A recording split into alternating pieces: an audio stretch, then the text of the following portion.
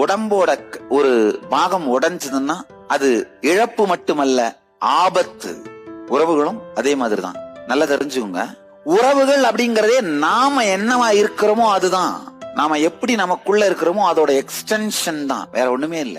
சில பேருக்கு பாத்தீங்கன்னா ரொம்ப ரிலாக்ஸ்டா ஜாலியா ஒரு ஆனந்தமா இருந்தாங்கன்னா, வேலைக்காரி ஏதாவது ஒரு பொருளை போட்டு உடைச்சிட்டா கூட சொல்லுவீங்க, சரி என்ன அதெல்லாம் சாக வந்தா போக போகுது, இந்த மாதிரிதான் போகும் விடு, கட்டுக்காம விட்டுருவீங்க. ஆனா நீங்க கடுமையான ஏதாவது ஒரு துக்கம், வெறுப்பு, டிப்ரெஷன்ல இருந்தீங்கன்னா யாராவது சும்மா கண்ணில் பட்டாலே என்ன ஆகும், அவங்களுக்கு பூஜை விழும். நம்ம மூடு வச்சுதான் உறவுகளே டிசைட் ஆகுது. ஒரே ஒரு சந்திப்பு தான், முடிஞ்சிருச்சு.